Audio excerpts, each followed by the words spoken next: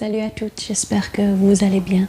Je suis Mounia et c'est toujours un plaisir de vous retrouver pour une nouvelle vidéo sur ma chaîne Saine et Sereine. Pour réussir à l'école, notre enfant a besoin d'avoir des habiletés sur le plan cognitif comme la mémoire, la concentration, l'attention, mais il doit aussi être motivé.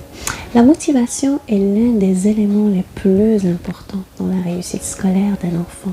Tout comme nous, les adultes, notre motivation elle a un impact direct sur notre performance au travail.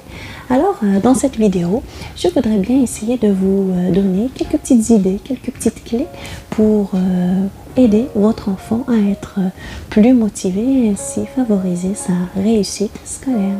La première idée que je voudrais vous partager, ce serait d'avoir une attitude positive face à l'école. Parce que si votre enfant vous entend dire par exemple que l'école ne sert à rien, que vous détestiez l'école quand vous étiez jeune, ou s'il vous entend critiquer ses enseignants ou le système scolaire, eh bien, il y a de fortes chances que l'enfant s'approprie vos convictions et décroche à un très jeune âge. Alors, motivez votre enfant en lui parlant de vos expériences positives, des moments de votre scolarité, des bons enseignants que vous avez eus.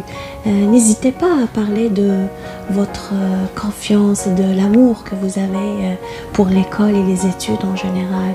Et encouragez-le à faire de même, à exprimer sa fierté envers son école. La deuxième idée, toujours pour motiver votre enfant, ça serait de s'intéresser à ce qu'il fait à l'école, s'intéresser à ce qu'il vit.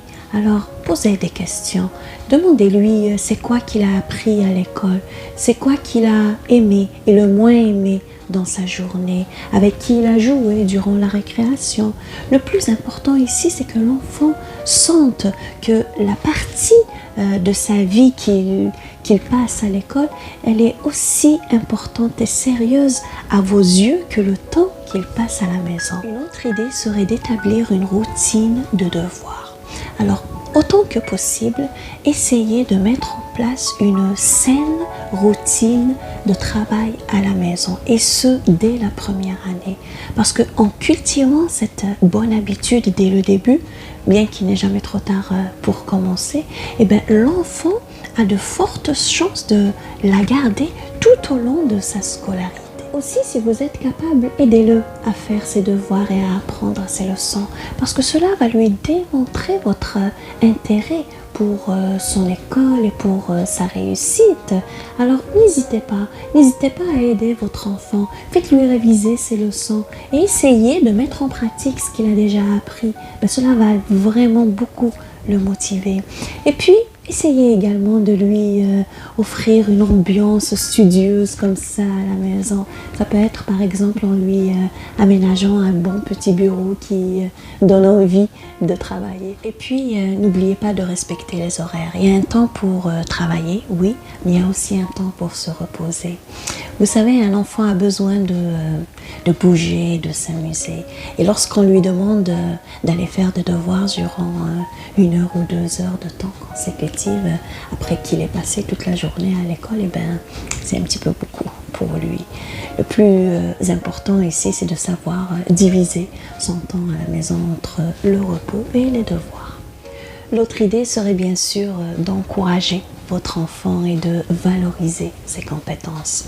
Vous savez, un enfant est vraiment très réceptif face aux commentaires et aux attitudes de ses parents en ce qui concerne ses capacités. Alors, encouragez votre enfant et félicitez-le pour ses progrès, pour ses bonnes notes et accordez-lui des récompenses, des privilèges à l'occasion pour couronner ses efforts. Et si votre enfant affiche de mauvaises notes, alors ne le fâchez pas.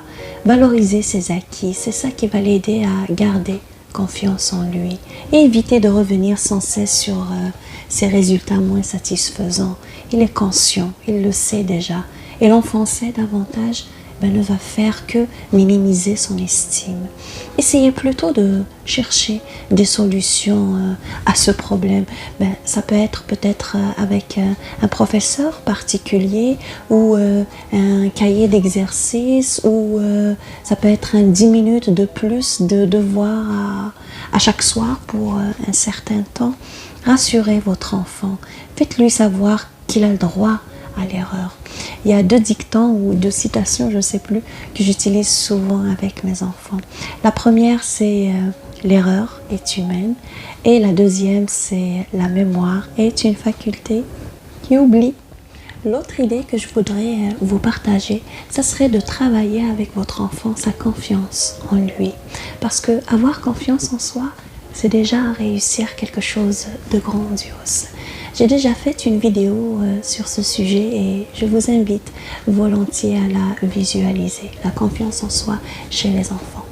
En règle générale, un enfant qui a des facultés cognitives supérieures à la moyenne, mais qui a un manque de confiance en lui, obtiendra de moins bons résultats qu'un élève qui a juste des facultés cognitives moyennes, mais qui bénéficie d'une très bonne confiance en lui.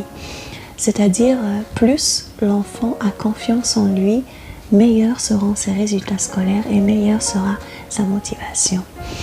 Cette idée, c'était la conclusion de mon mémoire de fin d'études. Le thème, c'était la relation entre la confiance en soi et les résultats scolaires de l'élève.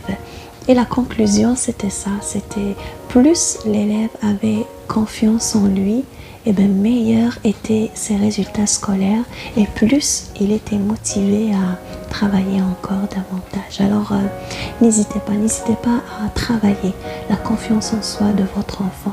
C'est vraiment très très important pour sa motivation, pour sa réussite scolaire. Toujours pour motiver son enfant, valoriser son autonomie.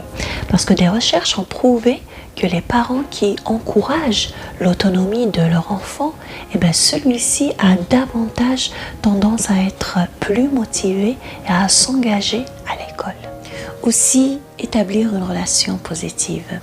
La relation parent-enfant est déterminante.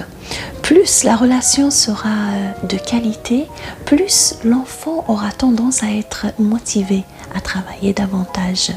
La relation parent-enfant aussi, j'ai déjà fait une vidéo sur ce sujet et je vous invite à y jeter un coup d'œil. En tout cas, un enfant qui se sent aimé et valorisé indépendamment de son succès scolaire aura un rapport beaucoup plus sain par rapport à ses responsabilités d'élève. Alors, il faut vraiment protéger, prendre soin de la relation parent-enfant. Toujours pour motiver votre enfant, évitez de le comparer. Rappelez-vous que chaque enfant apprend à son rythme. Et c'est tellement rare de trouver un élève qui excelle dans toutes les matières. Alors abstenez-vous de le comparer à son frère, à sa soeur, à son ami, à son voisin. Ça ne sert absolument à rien. Et cela ne fera que le marginaliser et lui faire perdre sa confiance en lui. Chaque enfant a son potentiel et il faut le respecter. La dernière idée que j'aurais à vous proposer serait de le laisser rêver. Vous savez, les jeunes décrochent parce qu'ils n'ont plus de rêve. Personne ne connaît l'avenir, alors ne brisez pas le rêve de votre enfant. Laissez-le s'imaginer policier, acteur ou encore astronaute. C'est en ayant des rêves et des objectifs de vie que votre enfant trouvera la motivation de continuer ses études. Alors résumons maintenant les quelques points qu'on a vus pour motiver notre enfant et valoriser sa réussite scolaire. D'abord, ayez une attitude positive face à l'école. N'hésitez pas de vanter les bienfaits de l'école. Aussi, intéressez-vous à ce qu'il fait à l'école. Posez-lui des questions. Demandez-lui de vous raconter ses journées. Intéressez-vous à sa vie. Établissez des routines de travail et encadrez-le. Encouragez aussi régulièrement votre enfant et valorisez ses compétences. Travaillez avec lui sa confiance en soi et valorisez son autonomie.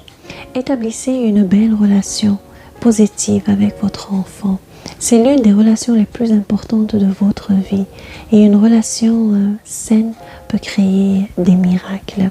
Et aussi évitez de le comparer, ça ne sert absolument à rien. Chaque enfant est unique. Et puis laissez-le rêver. Vous n'avez absolument rien à perdre et cela va beaucoup le motiver. Aidez vos enfants et faites de votre mieux pour qu'il ait envie d'apprendre et d'étudier. Il ne faut pas attendre des enseignants qu'ils créent cette envie chez lui. C'est notre rôle à nous, parents, d'éduquer nos enfants. Le corps scolaire est là pour nous seconder, mais il ne faut pas baisser les bras et s'attendre à des miracles si nous n'y mettons pas d'efforts. Me voici parvenue à la fin de cette vidéo. Merci à vous de m'avoir écouté. J'espère vraiment que Saine et Sereine arrive à apporter un petit plus dans votre vie. Prenez soin de vous et à très bientôt.